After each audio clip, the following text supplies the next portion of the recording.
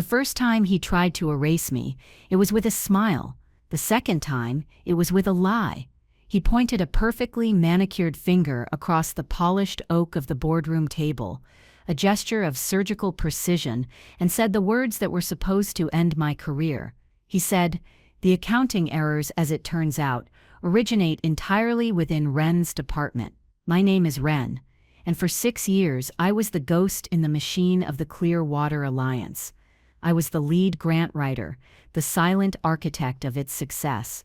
While our founder, Jonas Hart, was on magazine covers, his teeth a brilliant white against a backdrop of pristine Costa Rican rainforest, I was in a cubicle under flickering fluorescent lights, turning words into money. I wrote the prose that pulled millions of dollars from the coffers of foundations and philanthropists, funding everything from mangrove restoration in the Philippines to river cleanup initiatives in Appalachia. I was the engine. Jonas was just the shiny hood ornament. I knew this. I think on some level everyone knew this. But Jonas possessed a kind of gravitational charm. He could walk into a room of hardened skeptics and walk out with a pledge, leaving them feeling like they'd just done the most important thing of their lives. He sold the story. My job was to make sure the story was funded, and I was very, very good at my job. I believed in the mission with an almost spiritual fervor. Saving the planet wasn't just a job, it was a calling. It was a penance for the sins of a wasteful world. This belief was my fuel, and it was also my blindfold. It allowed me to look past the small things, the little inconsistencies that started as drips and soon became a steady, corrosive leak. The first time I saw it, it was a line item in an expense report for a donor relations offsite in Geneva. The cost was astronomical. Meanwhile, I was fighting with accounting to get a $20 a month subscription to a grant database approved. Jonas had a smooth explanation, delivered over a lukewarm coffee in our break room. He placed a hand on my shoulder, his expression one of paternal wisdom. "Ren," he said, "you have to understand optics. To get big checks, we have to look like we're already managing big checks. It's an investment in our image." He called it aspirational spending. I called it what it was, a lie, but I swallowed my dissent. The grant for the Appalachian River cleanup had just been approved, a project I'd poured my soul into for 6 months. I told myself his methods were distasteful, but the results were righteous. The ends, I reasoned, justified the means. That was the bargain I made with myself. Over and over. I made it when he started flying first class exclusively, while the rest of us were crammed into economy seats for field visits. I made it when he bought a new Tesla, claiming it was a demonstration of our commitment to green technology for the benefit of our donors. And I made it when I saw the budget for our bare-bones headquarters, a budget I had helped write the grant for, somehow stretched to cover the lease on his downtown penthouse apartment, filed under corporate housing for visiting dignitaries. There were never any dignitaries. There was only Jonas. The real trouble started with Eleanor Vance. She wasn't just a benefactor, she was the benefactor. The Vance Foundation was our largest single source of funding, a $10 million lifeline over 5 years.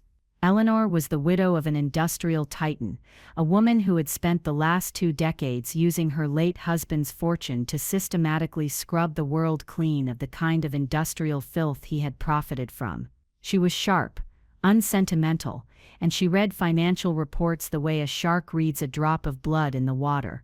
Her email didn't go to Jonas's assistant. It came directly to him, and he, in a rare moment of panic, forwarded it to me. The subject line was simply budgetary questions. The body of the email was a list of 6 very specific, very pointed inquiries. They weren't about broad strokes. They were surgical. She wanted to know why logistical consulting fees for a wetlands survey in rural Georgia had been paid to a holding company based in the Cayman Islands. She wanted an itemized breakdown of the community outreach budget for a project in Brazil that seemed to correlate perfectly with the dates of Carnival in Rio. I felt a cold knot form in my stomach. I knew exactly what those line items were. They were Jonas's vacations, his toys, his lifestyle, all cleverly disguised in the dense, boring language of non-profit accounting. And I knew that Jonas, for all his charisma, was a terrible liar when it came to details. He could sell a dream, but he couldn't defend a spreadsheet. He called an emergency board meeting. He walked in looking grave, his face a mask of weary responsibility. He spoke about the challenges of rapid growth, the complexities of international finance, the unfortunate reality of human error in a passionate but overstretched team. He was laying the groundwork, building the gallows. And then he looked at me, his eyes full of a deep theatrical sadness, a feigned regret. That's when he pointed his finger. The accounting errors, as it turns out, originate entirely within Ren's department. She manages the grant reporting. It seems in her enthusiasm, some numbers were misallocated. It's a deeply regrettable oversight, but one we are working diligently to correct. The air left my lungs. The entire room, a dozen pairs of eyes turned to me. I saw it all. The polite, concerned faces of the board members who barely knew my name. The smug, triumphant glint in the eye of his new assistant, a woman half my age with a freshly minted MBA and a talent for flattery. And Jonas, standing there like a Roman emperor, magnanimously sacrificing a nameless functionary for the good of the empire. He was not just blaming me. He was erasing me. He was making me the scapegoat for his own monumental greed. I felt the heat rise in my neck, a silent, burning flush of fury. But on my face, I kept a mask of calm, professional neutrality. I just nodded slowly, as if considering his words. What Jonas didn't know, what none of them knew, was that this was a moment I had been preparing for. He thought he was pushing me off a cliff. He had no idea I had already woven my own parachute. That night, in my small, quiet apartment, the professional mask finally crumbled. It wasn't a loud, shattering breakdown. There were no tears, no screaming into a pillow. It was a silent, cold implosion. I sat on my sofa in the dark, the city lights painting shifting patterns on the wall, and I felt the full weight of the betrayal settle into my bones. It felt like being hollowed out. 6 years of my life, of my passion, of my meticulous, painstaking work, all of it was being twisted into a weapon to destroy me. It wasn't just the accusation. It was the casual, effortless cruelty of it. Jonas had been my mentor, or so I'd thought. He was the one who had hired me. A bright-eyed idealist, fresh out of grad school. I replayed that first interview in my mind. The way he had leaned forward, his eyes alight with passion, talking about changing the world. He spoke of legacy, of impact, of a new kind of environmentalism that was nimble and results-driven. He said, "I don't need yes-men, Ren. I need believers. I need people who will bleed for the mission." And I had believed him. I had bled for him. My mind drifted back, sorting through the years, picking at the loose threads of memory, searching for the exact moment the rot had set in. I remembered the celebration for our first $1 million grant. It was for a reforestation project in the Amazon.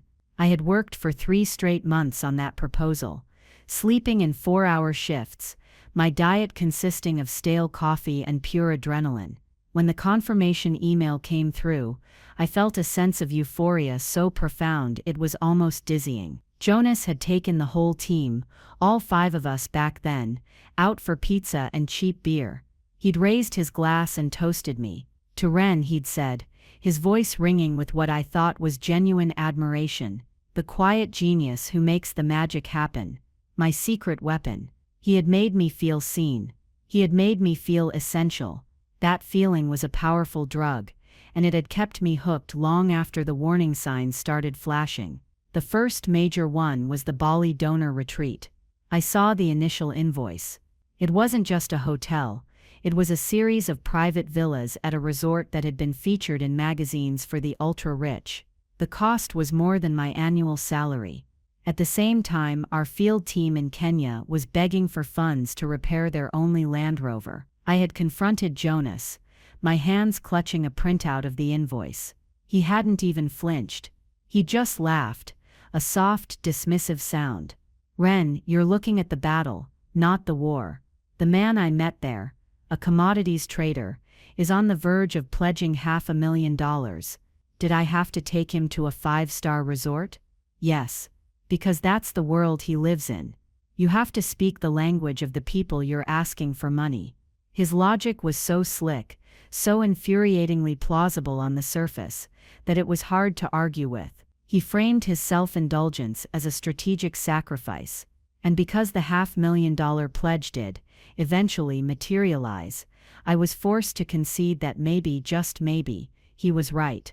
I was the backroom strategist. He was the field commander. We had different roles, different battlefields. This is the lie, I told myself. A story to keep the cognitive dissonance at bay. A way to keep believing in the mission, even as the messenger grew more and more corrupt. It was Liam who first gave me a lifeline, though neither of us knew it at the time. Liam was a junior accountant, a kid barely 24 years old, with wide, earnest eyes and a moral compass that hadn't yet been bent out of shape by corporate life. He revered me, which I always found a little endearing.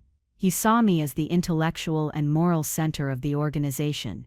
About a year before the Vance Foundation crisis, he had come to my cubicle after hours, looking pale and nervous. He closed the door, a gesture so unusual it immediately set me on edge. He slid a single piece of paper across my desk. It was an invoice from a company I'd never heard of, Odyssey Logistical Solutions.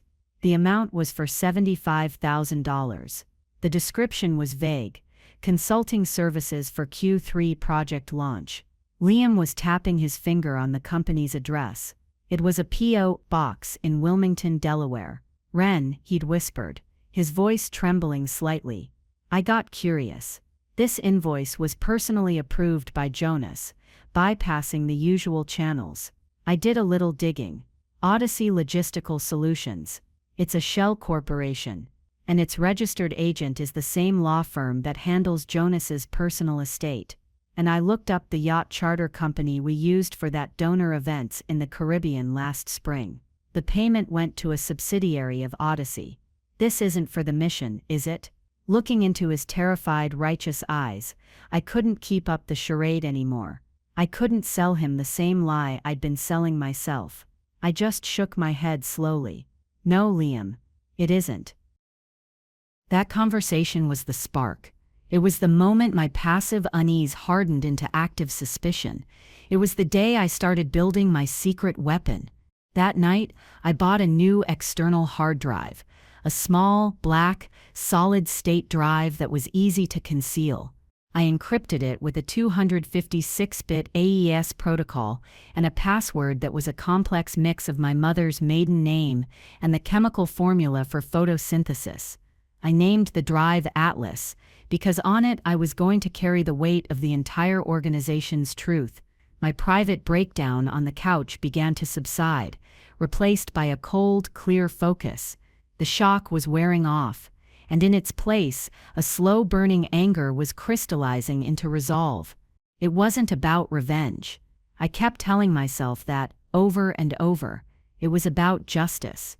It was about protecting the integrity of the work that people like Liam and I, and our teams in the field, were pouring our lives into. It was about the rivers, the forests, the oceans. Jonas had turned our sacred mission into his personal slush fund, and I was the only one who could prove it.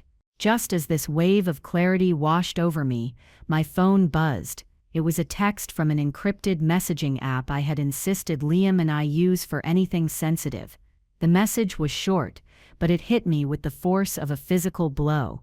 It was from Liam. The text read, "I saw the board meeting memo. Don't let him do this to you. You're the only one who ever actually cared about the work. Remember what you told me? You're the secret weapon." Reading his words, I felt a sudden, fierce surge of protective anger, not for myself, but for him, for his idealism, for his courage in coming to me all those months ago. Jonas wasn't just trying to destroy me, he was trying to destroy the very idea that doing good, honest work mattered. I stood up and walked to my bookshelf. Tucked away behind a row of environmental policy textbooks was a small framed photo of my father. He was a carpenter, a man who believed in precision, in honesty, in the simple, profound truth of a level line and a square corner. He had a favorite saying, one he repeated to me my entire childhood, as he taught me how to measure, to saw, to build, measure twice, cut once, Ren, be patient, be precise, let the tool do the work. I looked at his smiling face, and then back at the dark screen of my phone. Liam's message, my father's words, it all clicked into place. The grief and the fear receded, and what was left was a perfect, cold, diamond-hard certainty. Jonas had made his cut. Now it was my turn to make mine, and I had measured everything, twice. It wasn't about revenge. It was about restoring balance. It was about making things right. And I knew, with a certainty that settled deep in my soul, that my secret weapon was ready. My plan had never been a contingency. It wasn't a break glass in case of emergency ripcord. It was a parallel process, a shadow ledger I had been building with meticulous, almost obsessive, care for the better part of a year. After Liam's whispered warning about Odyssey logistical solutions, my perspective on my own work shifted. I was no longer just a grant writer. I became a forensic archivist. Every grant I wrote was a contract, a promise made to our benefactors. We will take your money, and we will do this specific, measurable good in the world. My job was to write the promise, but I realized I had a moral obligation to track the fulfillment of that promise. So, I began my project, the Atlas. It started simply. For every grant proposal I saved to the company's server, I saved a duplicate to my encrypted drive. Then I began hunting down the corresponding expense reports and financial statements. This was the tricky part. As a grant writer, I didn't have full access to the granular accounting data, but I had my ways. I had Liam for one. He couldn't just hand me files. The risk was too great. But he could accidentally leave a folder open on his desktop when I walked by to ask a question, or he could mention in passing that the Q2 financials had just been uploaded to a specific obscure subdirectory on the shared drive, a place I technically had clearance to view, even if no one expected me to. My greatest advantage, however, was my own work. I knew the grants better than anyone, including Jonas. I knew the specific budget lines I had written, the exact dollar amounts allocated for volunteer supplies, field equipment, and local transport. So when I saw a final report where those lines were drastically underspent, while a vague category like administrative overhead or consulting fees was mysteriously bloated, I knew exactly where to look. I didn't just collect data. I curated it. I became a storyteller. On the Atlas, I created a folder for each major grant. Inside each folder was a narrative. I'd start with a copy of my original proposal, with the key promises highlighted. Then I'd place the official doctored expense report next to it. And beside that, I'd place my own annotated version, a shadow document I built piece by piece. Let's take the Vance Foundation Brazilian Wetlands Initiative, for example. Grant allocation for community outreach and education $150,000. Jonas's report showed exactly $150,000 spent, but I dug deeper. I found the invoices. $20,000 went to a local printing company in São Paulo to produce educational pamphlets. That was real. The other $130,000. It was a single invoice from a company called Rio Event Management. The description was logistical support for Community Stakeholder Summit.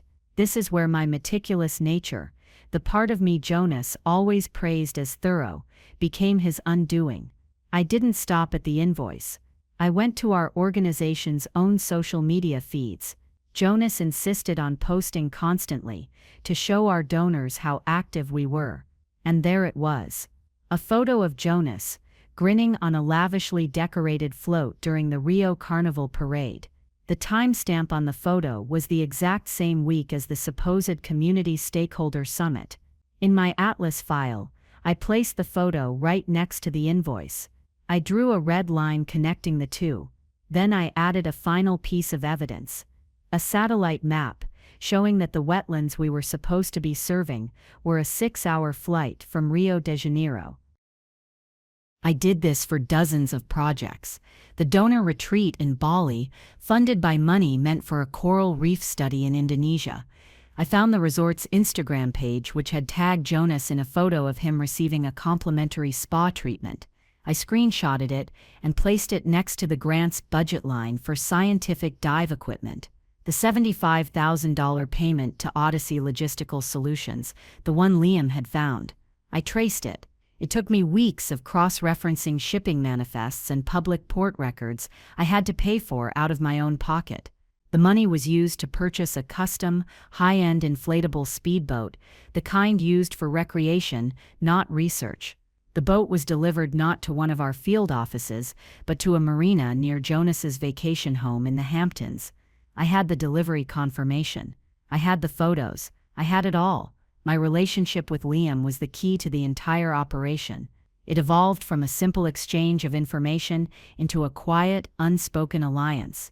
We rarely talked about it directly. It was too dangerous. We communicated in code, in glances, in carefully worded questions. I'd ask him if he had reconciled the Q3 numbers for the Southeast Asia projects yet, and he'd know I was asking if Jonas had submitted his falsified expense reports.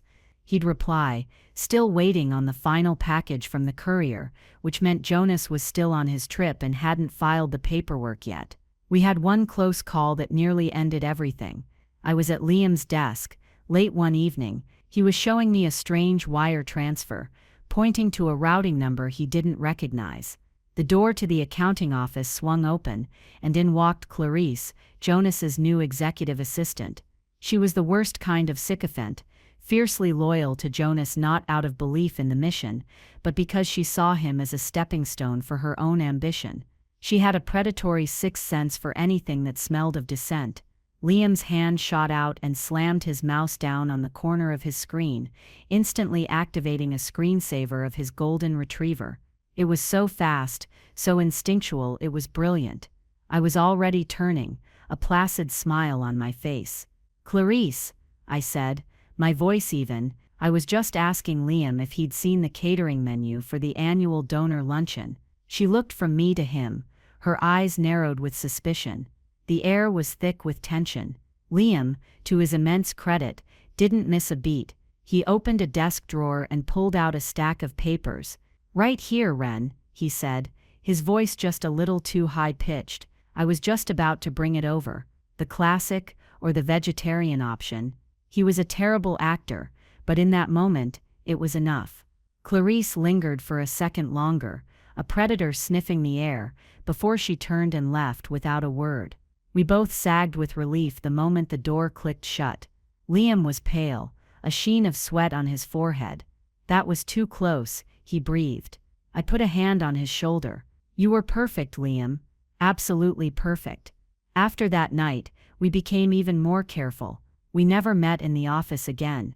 All communication went through the encrypted app, and we used a dead drop system for any physical documents, a loose brick in the alleyway behind a coffee shop, 2 blocks from our building. It felt absurdly cloak and dagger, but the paranoia was justified. We both knew what we were up against. My final piece of the plan wasn't about the data, but about the audience. I knew that leaking this information to the press or the authorities would be messy. It would drag the entire organization through the mud, hurting the good people and the good projects along with the bad. It would become a he said, she said story, and Jonas was a master of narrative. He would paint me as a disgruntled employee, a fantasist, a liar. No, my target was singular. Eleanor Vance. I spent a week doing a deep dive on her. I read every interview she'd ever given, every profile written about her. I learned that she had taken over the Vance Foundation after her husband's death, amidst a cloud of scandal. He had been on the verge of being indicted for corporate malfeasance. She had spent 2 decades meticulously rebuilding the foundation's name, turning it into a model of transparency and ruthless efficiency. She had a famous quote, one she'd given to a financial journal: "I don't invest in ideas, I invest in executors. The most brilliant blueprint in the world is just a piece of paper. If the foreman is a crook, that was it. That was the key. She didn't care about charm or vision. She cared about execution and integrity. She hated thieves and charlatans because her own legacy was built on eradicating her husband's. Jonas was the living embodiment of everything she despised, a slick, self-serving frontman who treated a sacred trust like a personal bank account. I realized the Atlas wasn't a weapon for me to wield. It was a tool for her. My plan wasn't to expose Jonas to the world. It was to deliver a perfectly crafted, undeniable dossier of his corruption directly into the hands of the one person with the power, the motive, and the utter lack of sentimentality to cut him out like a cancer. I wouldn't have to be the accuser. I would simply be the source. Eleanor Vance would be the executioner. All I had to do was hand her the axe. Jonas's ultimatum was the catalyst I needed. He gave me 48 hours to fall on my sword, to draft a confession of my accounting errors, and prepare a statement of apology for the board and for Eleanor Vance. He thought he was cornering a rabbit. He had no idea he had just given a sniper 2 full days to get into position and 0 in her scope. He expected me to be in my cubicle, panicking, shredding documents, trying to cover my tracks. Instead, I was at home. I spent the first 24 hours in a state of hyper-focused calm. I went through the Atlas one last time, polishing it, refining the narrative. I made sure every claim was backed by an irrefutable piece of evidence. Every photo was time-stamped.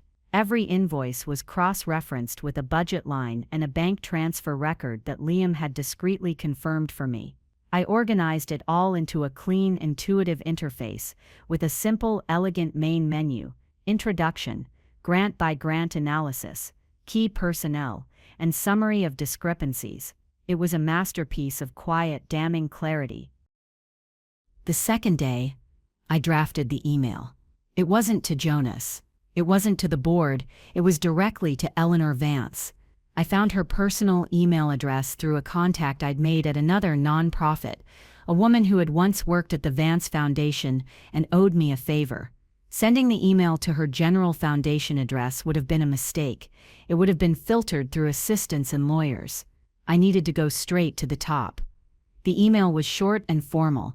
It radiated professional competence, not panicked desperation. Subject: regarding your recent budgetary inquiries, Clear Water Alliance.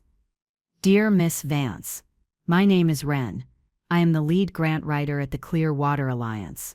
I was the author of the proposals for the projects you inquired about in your recent correspondence with Mr. Hart.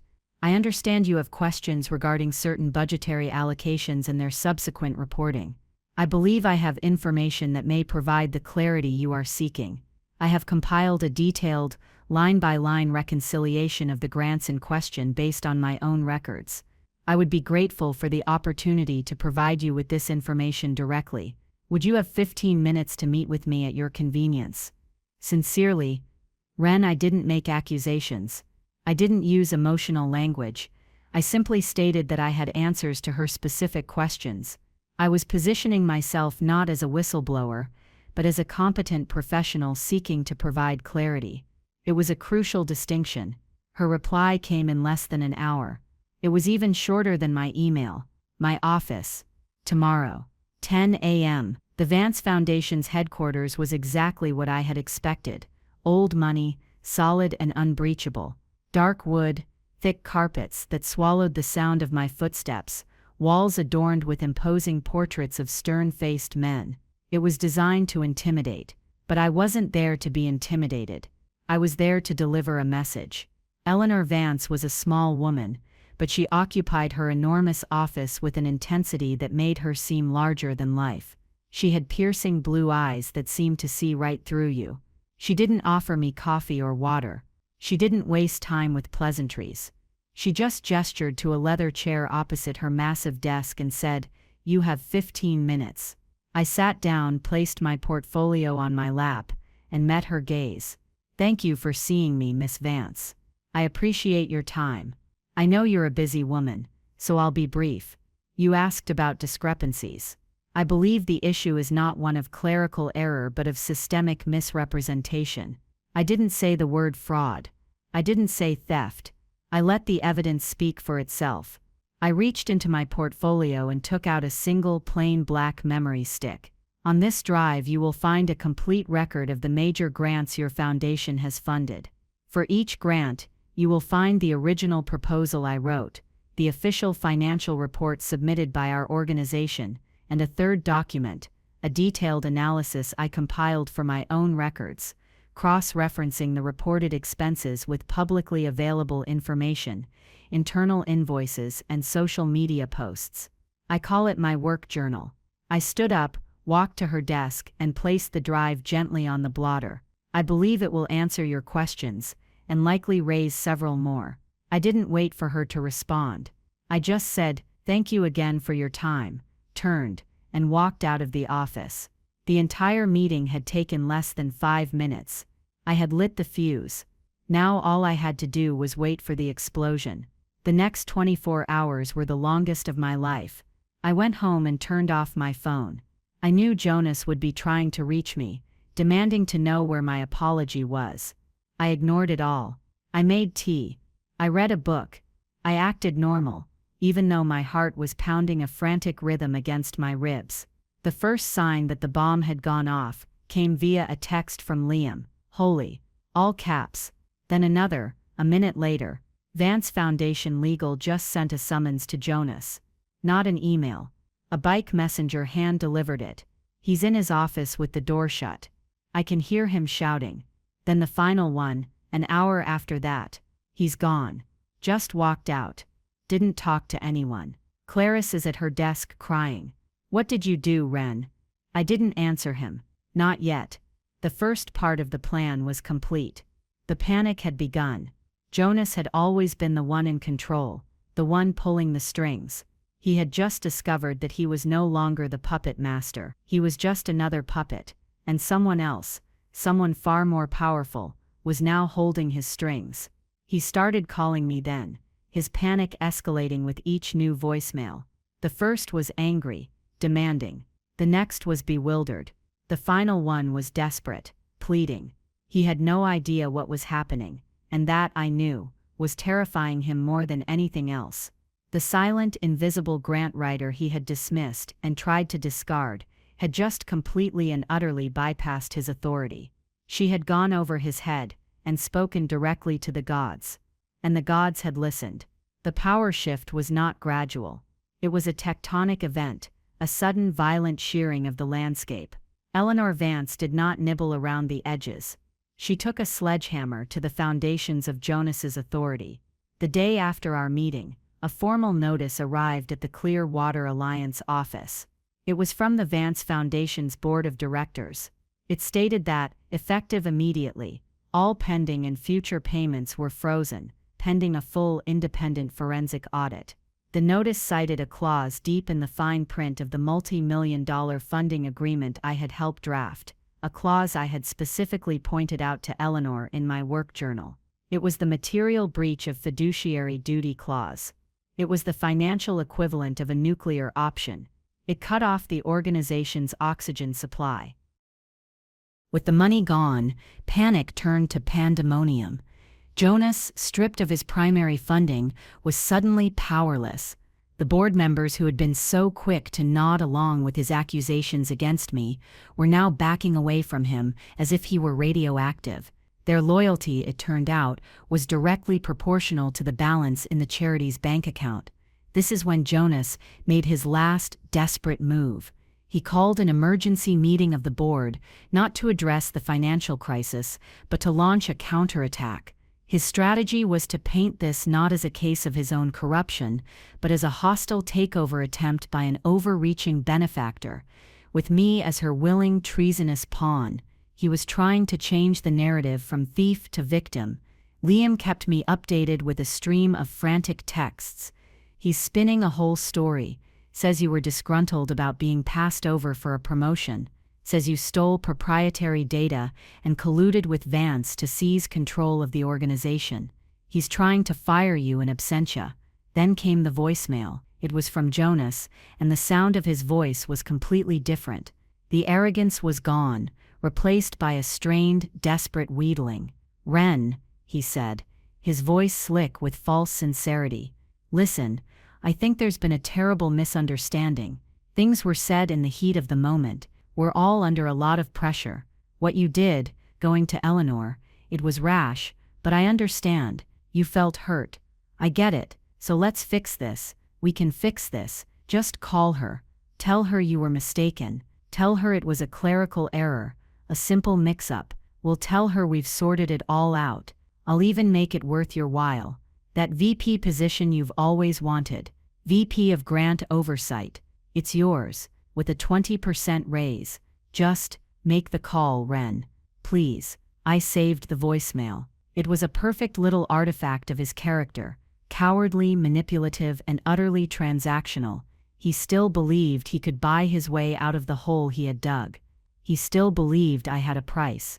The next call I received was not from him. It was from a number I didn't recognize, but I answered it anyway. "Ren." It was Eleanor Vance's voice.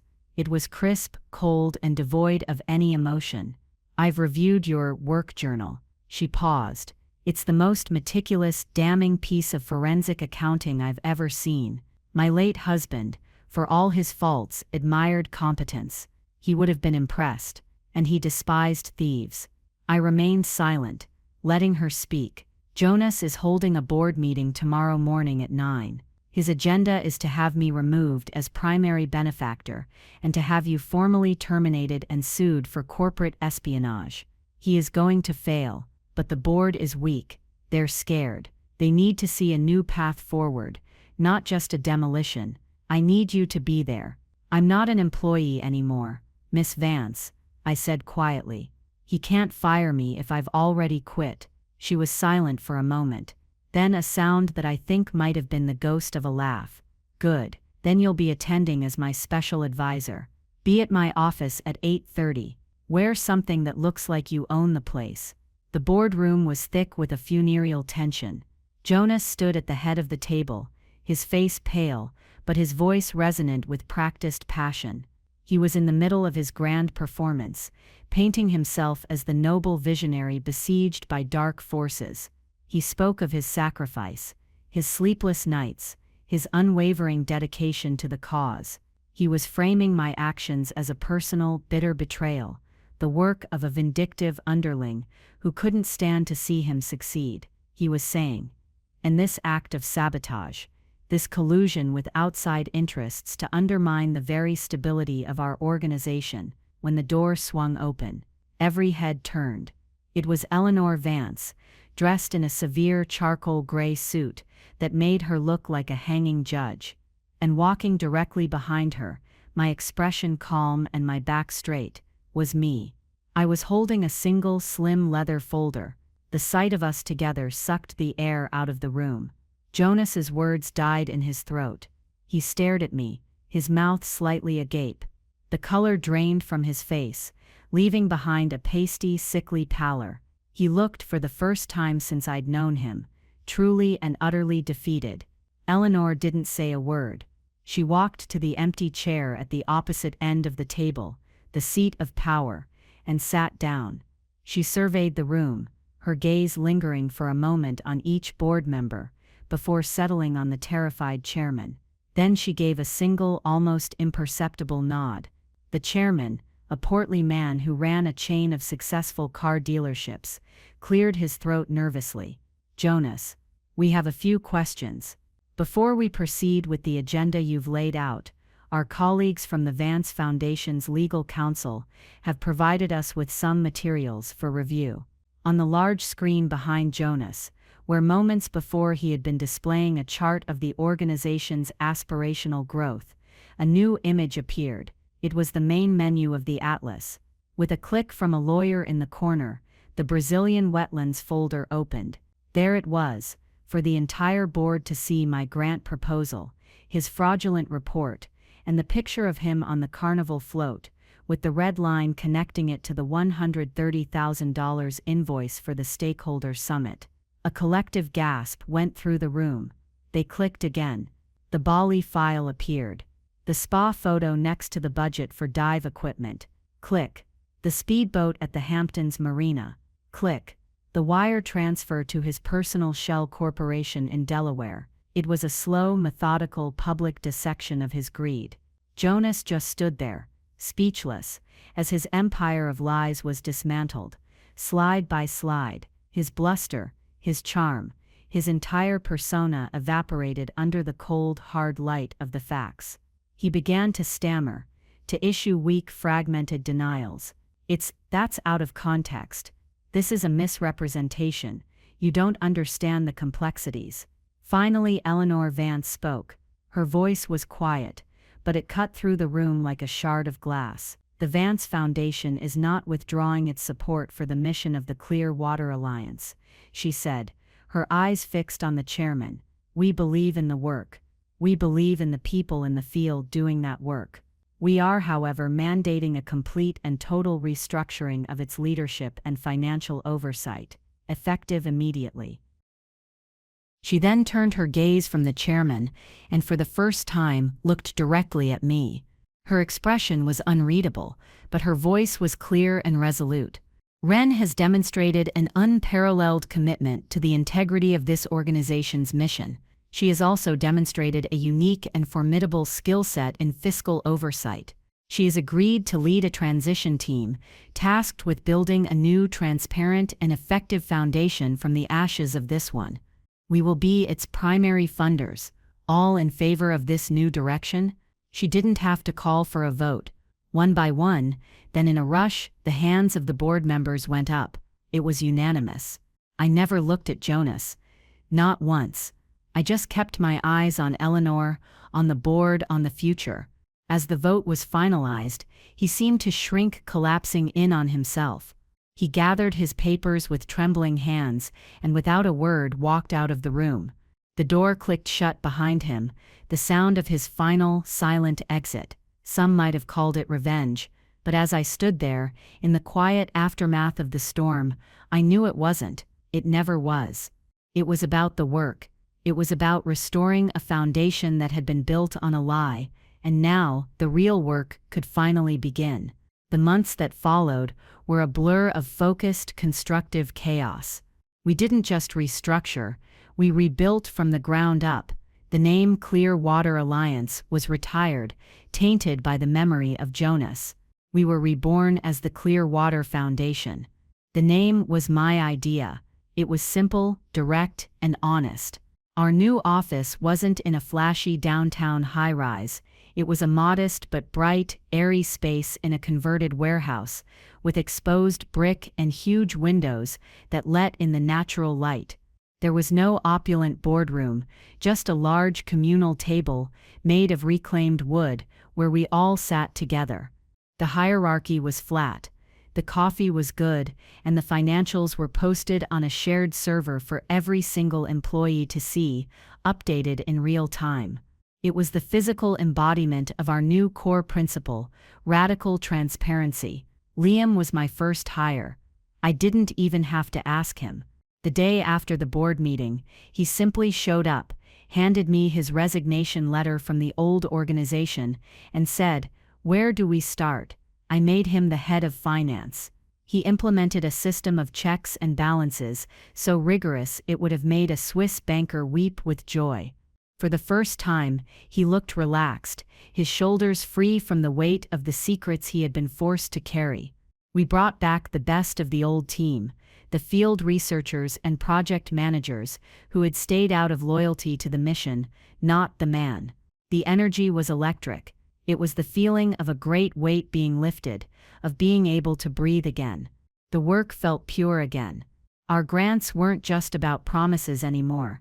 They were about proof. Our reports were filled with data, with photos of thriving ecosystems, with testimonials from local communities. One afternoon, about 6 months in, a notification popped up on my phone. It was a news alert from a major financial publication. The headline read, "Jonas Hart, founder of defunct charity, formally charged with wire fraud and embezzlement." I read the first paragraph. The article mentioned an anonymous internal source who had provided prosecutors with an irrefutable dossier of evidence. I looked at the headline for a moment, then I archived the notification and went back to reviewing a proposal for a new water filtration system in a remote village in Peru. His fate was his own. It had nothing to do with me anymore. On my desk, I have a single framed photo. It's not of a pristine river or a majestic forest.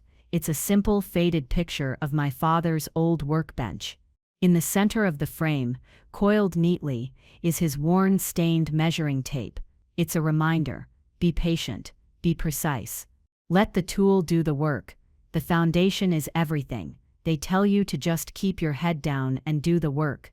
For a long time, that's exactly what I did.